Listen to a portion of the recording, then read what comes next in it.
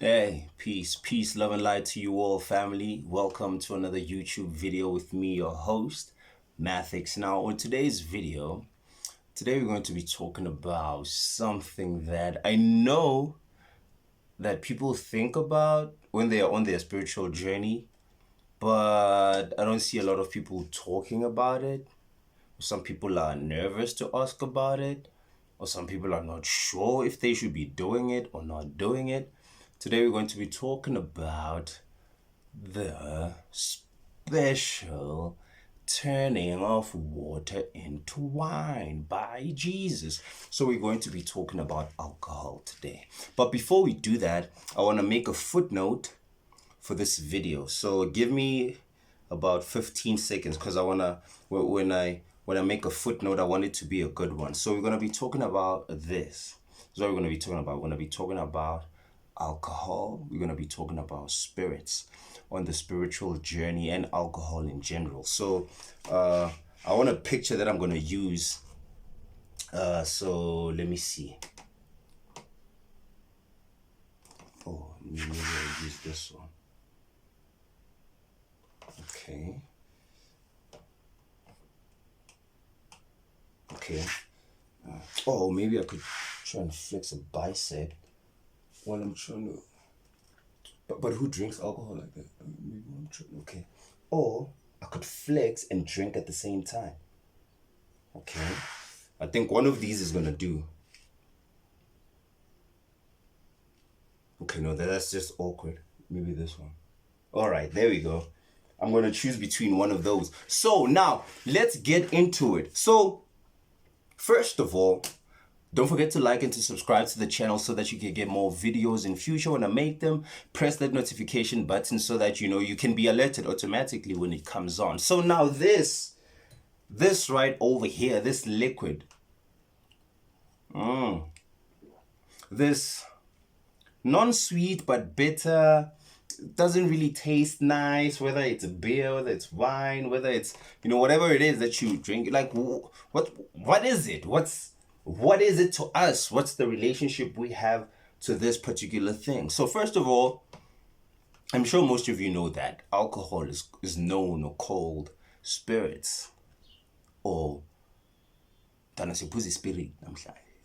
It's called spirits for a reason. Now, let's get into it. Is it good? Is it bad? That's relevant to you. Everything that you experience in this lifetime it's unique. Your spiritual journey is custom made for you. There's some people who they are Josis, or who they are spirit guides, or who they are higher selves, absolutely want nothing to do with alcohol. And they can go the other way and be like, no, I want alcohol. But then their higher selves like, no, we don't want it. And that's that's the whole dilemma there. And then there's some people who they are Josis are like, yo, man, we want that. And then they like, I don't want that. And then that's their thing. And then there's the others, they like, we don't care, bro, whether you do it or whether you don't, you see. So there's many different variations to it. Now, personally, me, the first time I ever tasted alcohol was in 2017. Because I grew up in a religious church. I grew up ZCC, and there, you don't eat pork, you don't drink alcohol, and all of that shandy. So the first time, I remember I was in university the first time that I had alcohol. And I was like, okay, I was a late bloomer for many things. Weed, first time I had weed was my matric farewell. Because all throughout my high school career, my friends were like, hey man, bro, do you smoke weed? I'm like, nah. They're like, bro, you have a natural high. So many people were excited to get high with me to see how I would be when I was high, because the symptoms or how I was on a regular daily basis was basically the weed, the way that they experienced weed to be. So I had a natural high. So the first time I had that was in matric, which was 2013. And then it took me a long time again for me to try it and smoke it again. So when it comes to substances, what you need to first of all understand is that There's nothing special that they bring about. All of these effects, they're just side effects. And these things exist naturally inside of you. So, but today, since we're focusing on weed, not on weed, today, since we're focusing on alcohol, I already did a video on weed or marijuana. Today, we're focusing on alcohol. Now, why is alcohol called spirits? Why is alcohol called spirits? Okay.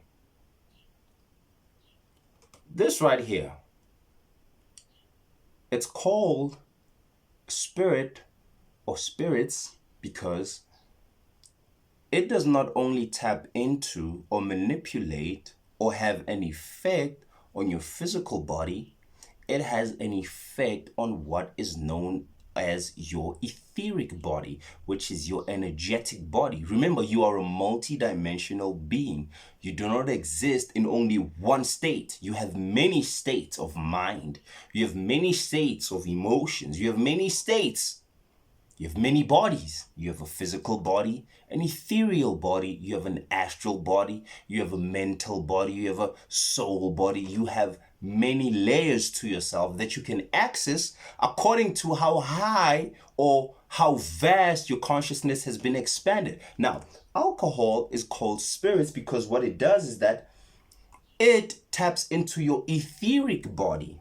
It taps into your etheric body, which is your vital body, or your energetic body, which is the template to your physical body. So that's why it's called spirits or spirit, because the ethereal body has a much more refined vibration than the physical body. So that's why when people are on alcohol, they have a different energy to them.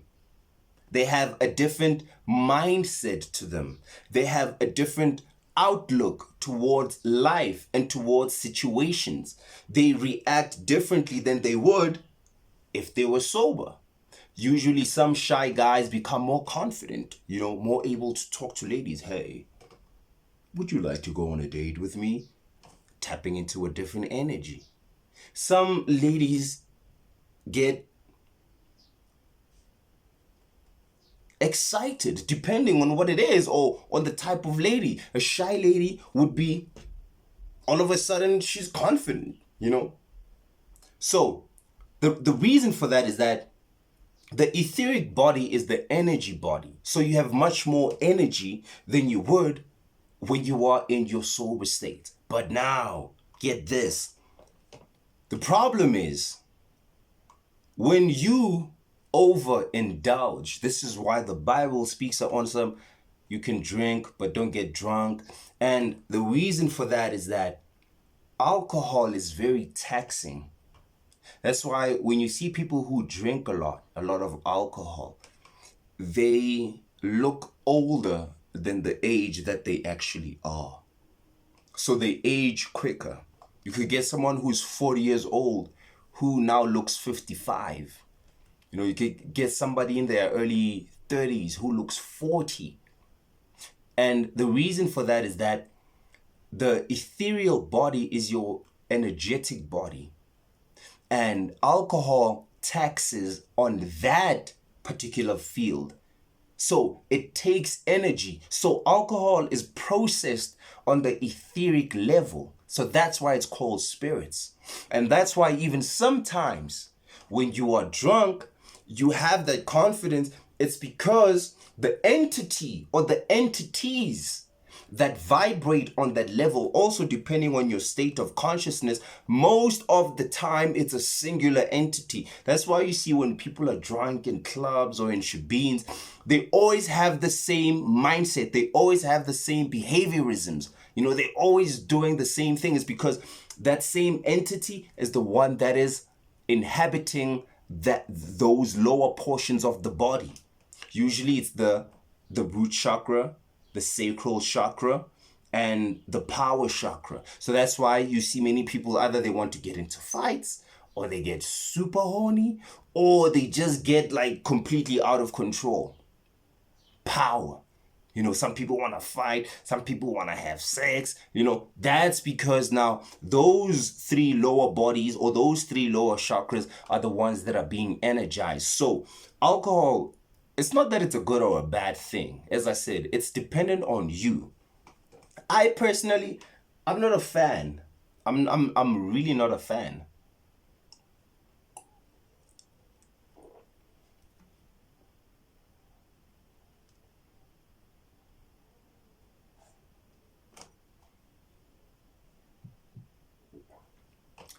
Tastes horrible. Okay, don't really get headaches.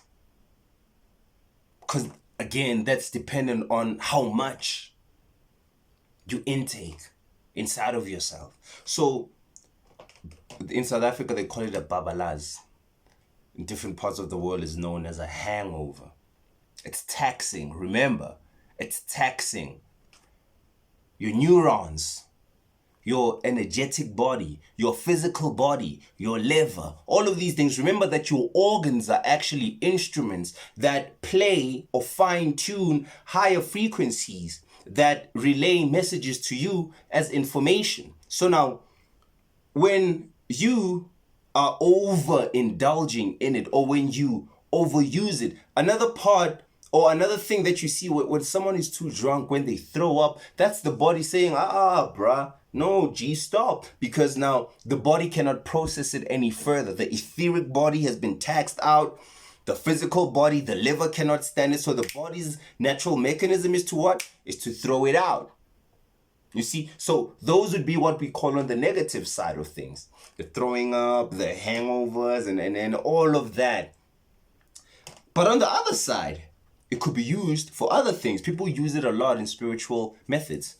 Upahla, talking to the ancestors, pouring libations. Again, it's a spirit, or it's spirits. So it can actually bridge the gap between the physical world and the spiritual world. It could make communication much more easier, because what it does is that it dampens certain parts of your brain. So certain parts that would block out your ability to connect, those parts subside a little, and you are much more open. You are much more open. So the ego is affected in a sense. That's why you could see someone having a little bit more confidence to talk to somebody, because certain parts of the brain, the frontal lobe, certain parts of the upper brain are affected by it. So you could see somebody who is naturally quiet, all of a sudden they're talkative, because now they've tapped into a different state. And others take it to the extreme where now they overindulge and they just purely tap into the abyss. You are just purely in the abyss where you're floating in the abyss, which is trying to mimic the natural state of bliss, which you can access naturally through breathing meditations, through years of doing certain spiritual disciplines. You can access these states. It's just that now here you are using a liquid to do it. And it's more of a drug. It's more of a drug than it is what I would call, or when you look at certain psychedelics, because those work on the psyche most of the time. They deal with the psychological aspects of yourself. Whereas you cannot die from over ingesting mushrooms, but you could definitely die from alcohol. You see, because you have to learn how to balance it. You could get alcohol poisoning. Alcohol poisoning. And the reason why you can also die is that death and life, siblings. It's merely just a folding of a page. You can over and then you're gone. But your body is very intelligent, So in some states, you could come close to death and see states of bliss and then come back to life. And then in some points, you could come close to death and die. That's it. Like boom. And you never get to come back on this side. So is it good? Is it bad? Again, as I'm saying, it's dependent on the person. It depends on you. It depends on you. Literally depends on you in terms of what's your higher mission, what's your soul purpose, what's your genetic ancestry like. It all depends on that. But for the most basic parts of it, It's called spirits because it taps into your energetic body. So if you overdo it, you are pulling energy from the energetic parts of yourself. So you age quicker. You age quicker because it's draining your life force. It has an effect on your kundalini. It has an effect on your spiritual vital body. Number two, when you use it in certain ceremonial states, phahla, it could be of benefits to you because you can use it to tap into states that you wouldn't naturally be able to tap into in your sober state, and thus then you could talk to the people in the hereafter, depending on the levels in which you are doing it. You see, so it's neither a good nor bad thing. It depends on the person. It depends on the person. But I personally would say that don't take it to the extremes. Don't take it to the extremes because your body is the best. It's one of the most best machines that you have. And alcohol is one of the most dangerous drugs out there that are legal. You see? So it's not that you shouldn't drink, but watch how you drink and or how often you drink. Who you drink with. Those type of things, because hey man, a lot of violence, a lot of killings, a lot of raping, a lot of these horrible things. If you look at it, the stats, most people when they do this, they are highly intoxicated from alcohol because they get taken over. Because most people who drink are not even conscious. So they get taken over by lower spiritual entities that possess them at the lower chakras and then cause them to act out acts that they wouldn't naturally do. So that's why they say that you are not thinking straight.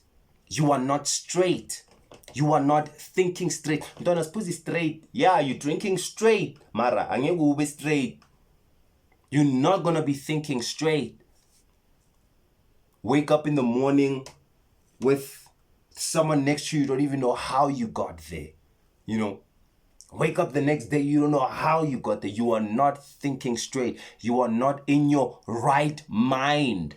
You are not in your right mind. You see, so it's a matter of just knowing how to balance it. You gotta be a chemist with it. So I personally would say that don't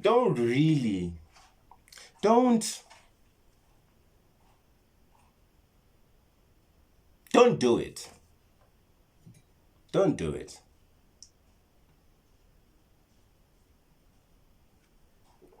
But if you're gonna do it, do it right. Do it right. Do it right. Measure. It's fun, man. Like sometimes you you just feel like, when you listen to music, when you're out with your friends and it's oh my God. But you can access those states naturally. I mean, remember when we were kids? We had the best fun ever. We didn't need to be drunk in order to have that fun. But now that we're older, the stress of the world and all of these things, we just need an external tool to help us let go. So there's nothing wrong with letting go sometimes, every once in a while. But some people, it gets to the point where they want to let go every day, every night. I gotta let go. Monday, hey, Tuesday, I gotta let go. Hey, Wednesday, I gotta let go. And what that is doing is that it's just building. Because what it's doing is that you're not solving the problem. You're just veiling it. Shadow work helps you to go to the root of the problem. But now when you overindulge in spirits, what it does is it temporarily masks the problem. So you temporarily just let go of the problem, but you didn't really solve it. It's still there.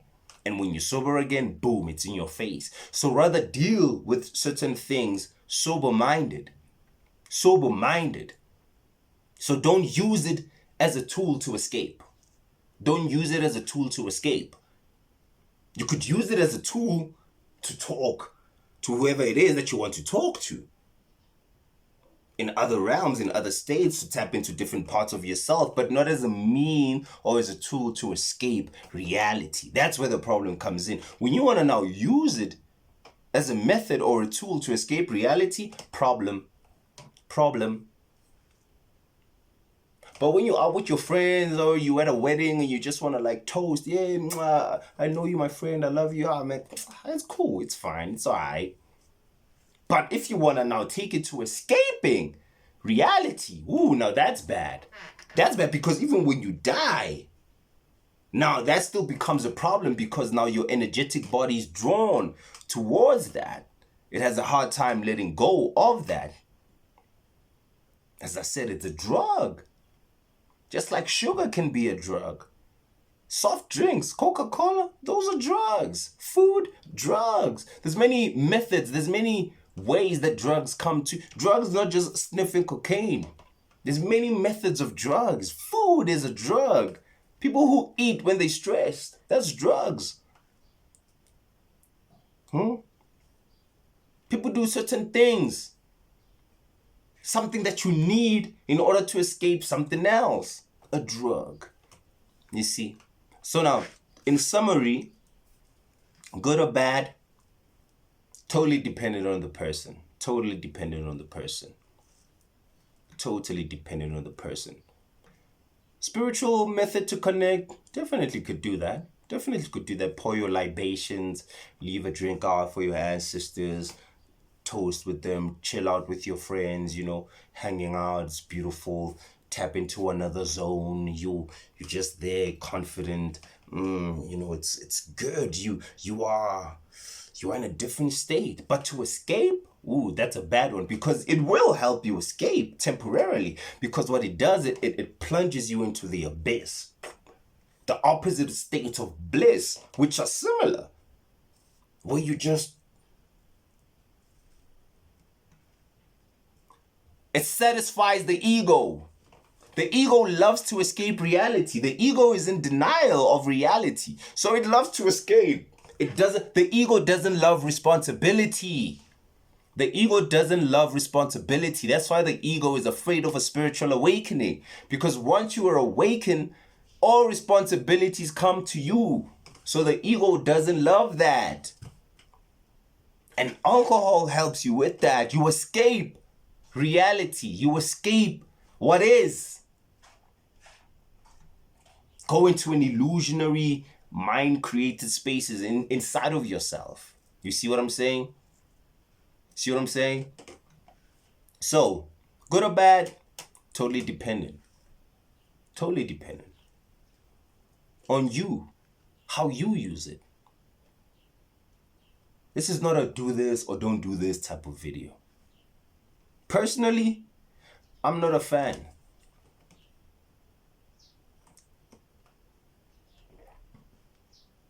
Ooh, what a dry red. Totally not a fan. Yo, but having sex while on alcohol. Totally not a... nah, man. Not a fan, man. Oh, catching up with your old mates, your friends, chilling while... Ooh. Not a fan of this stuff.